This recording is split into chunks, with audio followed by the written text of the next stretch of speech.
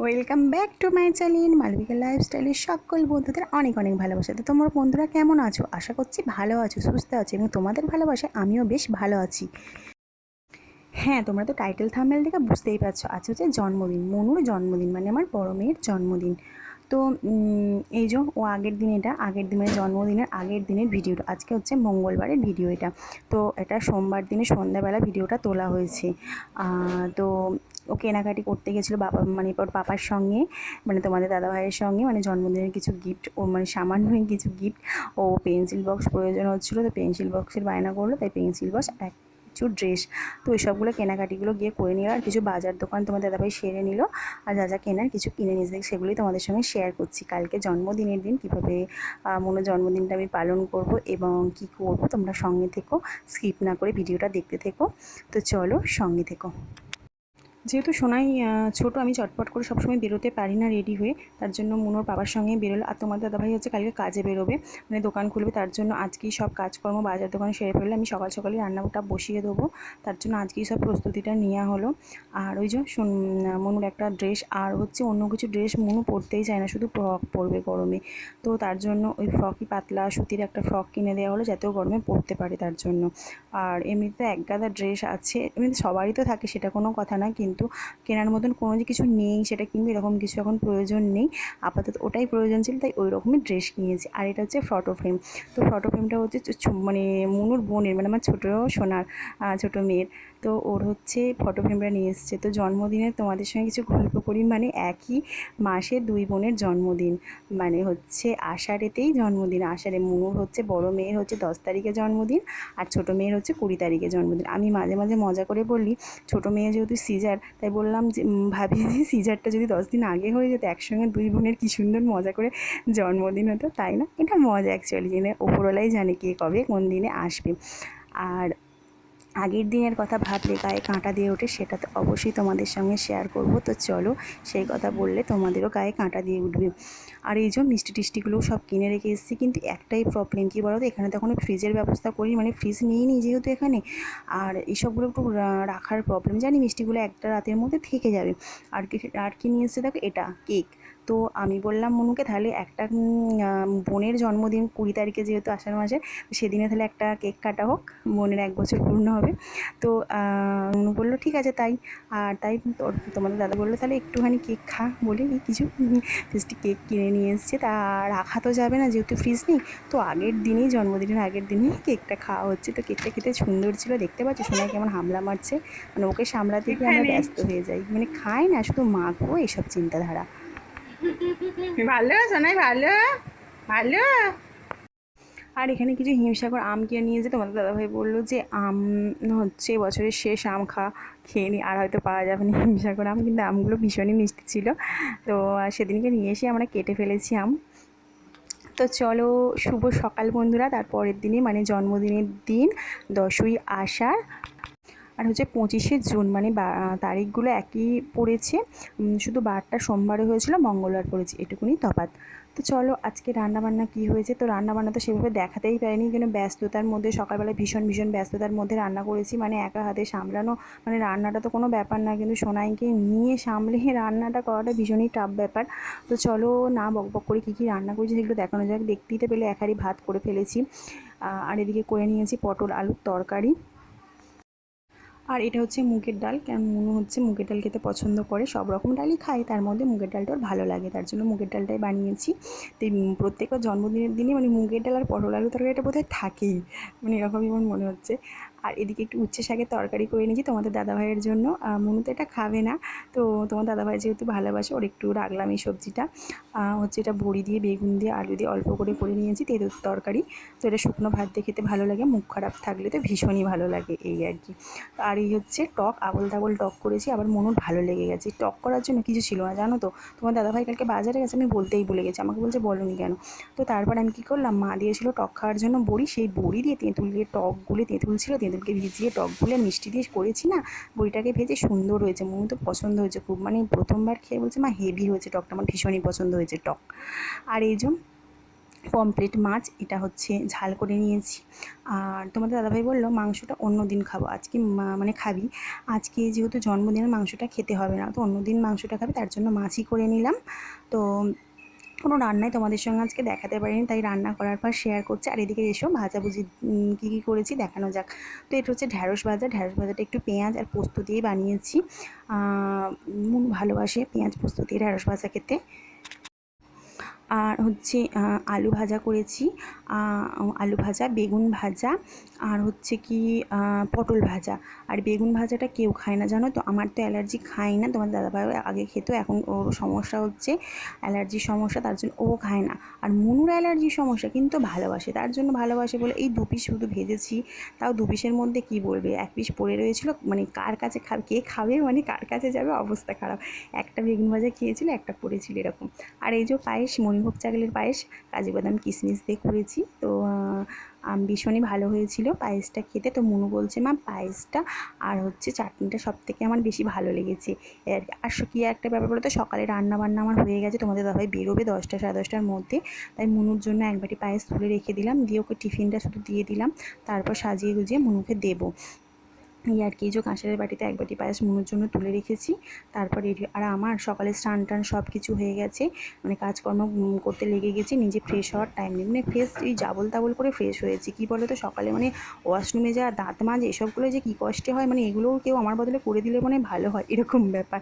দেখতে পাচ্ছি চুল টুল না আঁচড়ে, সিঁদুর টিঁদুর না পরে, মানে শুধু রান্না করতে ঝাঁকমা করে, মানে এটা করতে গিয়ে মনে হয় অনেকটা সময় চলে যাবে, চাপ নিজের দিকে আর তাকানোর সময় থাকে না। তাই ক্যামেরাটাকে একটু বেশ তাকিয়ে তাকিয়ে নিচ্ছি, মুখটা দেখিয়ে নিচ্ছি সুযোগ পেয়ে কিন্তু আমি। আর এদিকে সোনাইকে একটু ঘুম পাড়িয়ে দিয়েছি, সোনাইয়ের দিকে ঘুম পেয়ে গেছে। তো ভেবো না যেন এটা জেলখানা, সোনাইকে জানলা দিয়ে দেখাচ্ছি, সোনাই ঘুমিয়ে পড়েছি। আর চলো আমি এবার মাজা ধোয়াগুলো করে নিই, তো তারপর আবার মনুকে দেবো খেতে, জোগাড় টোগাড় করবো, বাসন টাসন বার করবো। আর এদিকে মনুকে বললাম তুই মনু তুই কর, তুই পুজো টুজোটা করে নি। তাই পুজোটা মনু করে নিল। আর ওই যে ওই দুটো ফটো হচ্ছে ঠাকুরের, কালী ঠাকুরের, তার জন্য পিছন দিকে করা আছে। এখন যেহেতু চলছে, অম্বুবাচি চলছে যেহেতু, তার জন্য ঘোরানো আছে। আর এই দইটা দেখতে পাচ্ছেন, কিছু জামাকাপড় শুকাতে দিই বর্ষাকালের জন্য, তাই জন্য টাঙিয়ে রেখেছি। পুজো করা হয়ে গেলে নতুন ড্রেস করে নিয়েছে, আমি পুজো করতাম, পুজো করার ইচ্ছে ছিল, কিন্তু সময় হয়ে উঠলো না গো। সোনাই ওইদিকে উঠে পড়েছে, সোনাইকে সামলাবো না, এদিকে কাজকর্ম করবো, এদিকে পুজোটা, তাই মনুকে বলি করে নে, তাই ও করে নিয়েছি। চলো বাসন টাসনগুলো এবার বার করে ধুয়ে নিই, মনুকে যেগুলো খেতে দেবো। মুনু আর আমি দুজনে মিলে সাজিয়ে গুজিয়ে নিয়েছি সোনাইকে সামলাতে সামলাতে এইভাবে। মানে সোনাই তো যেহেতু ছটফটে হয়েছে, এখন এদিক ওদিক হাত দিয়ে দিচ্ছে, সবসময় ওকে সামলে কাজ করাটা ভীষণই শক্ত ব্যাপার। তো তোমার দাদাভাই যদি থাকতো, একটু ধরতো, তাহলে ভীষণ সুবিধা হতো এবং ক্যামেরা ট্যামেরা করারও সুবিধা হতো, কিন্তু আমাদের খুবই কষ্ট করে করতে হচ্ছে। তো চলো তোমরা এই সব কিছু দেখতে দেখতে তোমাদের সঙ্গে সেই পুরোনো দিনের গল্পটা, 1 বছর আগে যে কী ঘটেছিল এবং গায়ে কেন কাঁটা দিয়ে ওঠে সেই কথা ভাবলে, সেগুলো তোমাদের সঙ্গে শেয়ার করি এবার। তো সোনাই মানে হচ্ছে আমার ছোটো মেয়ের কথা বলছি। তো 1 বছর আগে আমি প্রেগনেন্ট ছিলাম, এই দিনেতে মানে কী দিনগুলো কেটেছে, আজকের দিনে মনুর জন্মদিনের দিনে মানে ভীষণ অবস্থা খারাপ, পেন উঠছে, মানে যন্ত্রণা, তারপর হচ্ছে ডাক্তার দেখাতে যাচ্ছি, মানে টেনশানে কী হবে, মানে এইমাত্র ভর্তি হই বা এই শুধু স্বাভাবিকভাবে তো আমি শরীরটা আমার ছিল না, তার জন্য অনেক কিছু প্রবলেম ছিল, প্রবলেমের মধ্যে দিয়ে আমি দিনগুলো কাটিয়েছি এবং প্রতিটা মুহূর্তে আমার ভীষণ ভীষণ রিস্ক ছিল। তো এইভাবে মা এসেছিলো, হঠাৎ করে মাকে ফোন করলাম আগের দিনে, মা তুমি চলে এসো, কালকে আমার যেন শরীরটা ভালো লাগছে না। ডাক্তার দেখাতে সকালবেলায় চলে গেছি, মাকে ওদিকে ফোন করেছি, মাও রাস্তায় আসছে, এরকমভাবে এসছে। তো কি মানে যাহা করে রান্নার জোগাড়ও একেবারে ডাক্তারখানা থেকে ঘুরে আসার পথে মাছ টাছ কিনে জোগাড় করা হয়েছে মোটামুটি, মোর যেহেতু জন্মদিন একটু রান্না বান্না করবো। মাও মোটামুটি 10টার মধ্যে চলে এসছে, আমি ডাক্তার দেখিয়ে এসে বসেছি, তারপর মাও চলে এসছে। তো সেই মুহূর্তে জোগাড়জাতি হচ্ছিলো মনুরকে খাওয়ানোর জন্য। তো আমার এদিকে অবস্থা, এদিকে আমি শুয়ে পড়ছি, মানে কীভাবে যে ওকে রান্নাটা করে দেবো, কীভাবে যে হবে, মানে এদিকে খুবই অবস্থা আমার খারাপ হয়ে যাচ্ছিলো আস্তে আস্তে, মানে এরকম ব্যাপার। যেহেতু প্রেগনেন্ট থেকেই আমার সব কিছু ভয় ছিল, মানে প্রতিটা সেকেন্ডে সেকেন্ডে আমার বুক, মানে কী বলবো, ভয়ের মানে কারণ ছিল। ডাক্তার মানে সব জায়গা থেকে আমাকে বলে দিয়েছিলো যে তুমি খুবই সাবধানে থাকবে, তোমার অনেক রিস্ক এবং ভয়ের ব্যাপার আছে। মানে এইভাবে দিনগুলো কাটতো, না খেয়ে শান্তি পেতাম, মানে এই এক্ষুনি মনে হতো আমার হয়তো কিছু খারাপ কিছু ঘটে যাবে নাকি, বা কিছু খারাপ হবে নাকি, এরকম মানুষের যেমন মনে হয় ওরকমভাবেই কাটতো দিনগুলো। যে মানে খেতাম শুতাম, এক্ষুনি কি আমায় ভর্তি হতে হবে, এক্ষুনি কি আমার এই হবে, মানে এইভাবে দিন কাটতে, মানে কোনো রিস্ক নিয়ে আমি দিনগুলো কাটিয়েছি, সেই কথাটা আজ আমি বলছি মানে এরকম করে। তখন কিন্তু বলার মতন অবস্থায় ছিলাম না, ভীষণ ভীষণ খারাপ অবস্থা ছিল আমার। তো সেই আজকে সোনাই এসছে, তো আমার মানে পৃথিবীতে সোনাই এসছে ভগবানের আশীর্বাদে এবং ভগবানের ইচ্ছায়। তো সেই জন্য আমি খুবই মানে লাকি এবং খুবই মানে কি বলবো, ঈশ্বরকে অনেক ধন্যবাদ যে তুমি দিয়েছো এই দিনটা।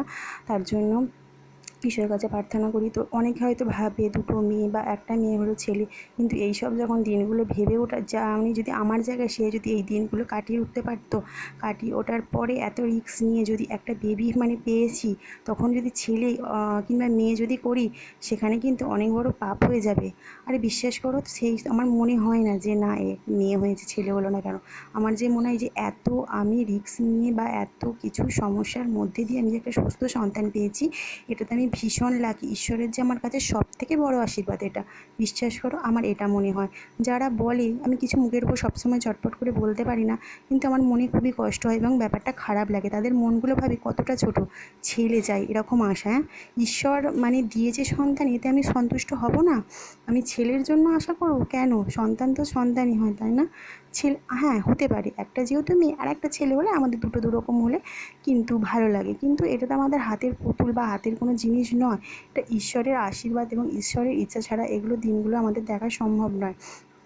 তাই এগুলো এরকম মেন্টালিটির মানুষ কেন মানে আছে পৃথিবীতে আমি জানি না। মানে ঈশ্বরের এরকম মেন্টালিটি তাদের মধ্যে কেন রেখেছে যেন তাদের মনগুলো পরিবর্তন হয়। এটুকুনি আমি ঈশ্বরের কাছে প্রার্থনা করব, তাদের যেন মনগুলো পরিবর্তন হয়, এটাই। যাকগে সে কথা। হ্যাঁ, আর একটা কথা বলা তোমাদের বাকি হয়ে রয়ে গেল। হ্যাঁ, প্রেগনেন্ট অবস্থায় আমি অনেককেই শোনাই যে আমার আর একটা বেবি আসতে চলেছে বা প্রেগনেন্ট, আমি লুকিয়েছিলাম। লুকিয়েছিলাম একটাই কারণ, অন্য কিছুর জন্য না। কারণ আমি নিজেই তো শিওর হতে পারছিলাম না। সেকেন্ড, মিনিট, ঘন্টা এইভাবে আমার কাটছিল ভয়ে ভয়ে। একদিন 2 দিন করে এইভাবে আমার তো 9 মাস কেটেছে, তার জন্য আমি শোনাতে পারিনি। তো যদি কেউ রাগে থাকো প্লিজ, ভিডিওর মাধ্যমে আজকে বলছি। তো সেই বিষয়টা লুকিয়েছিলাম বলে হয়তো কেউ রাগ করো না, কারণ এই কারণেই আমি লুকিয়েছিলাম। হয়তো বা তারা ঠিকই করেছে। সোনা এতক্ষণ মানে কাঁদছিল, এত বায়না করছিল, এখন দিব্যি ঘুরে ঘুরে খেলছে, এত দুষ্টু, মানে একবার এমন কাঁদছে আমি কি হয়ে গেল ভালো লাগছে না, এমন তাকাচ্ছে দেখো, মানে এমন দুষ্টুমি আরম্ভ করে দেবে যে কি করবো খুঁজে পাবে না। কিছুই হবে না, চুপচাপ এখন যেমন ওই কি খিদে পেয়ে গেছে না কিছু হলো, মানে বুঝতে পারবে না, ভালো লাগে না এরকম লাগে।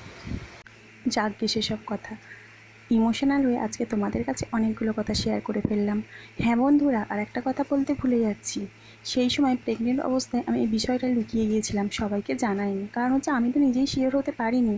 আমার তো সেকেন্ড, মিনিট, ঘন্টা ভয়ে ভয়ে কেটেছে। আমি তো শিওর ছিলাম না যে আমার বেবি কীভাবে ঠিকভাবে আসবে কি না, সেই ভয়ে আমি বলতে পারিনি।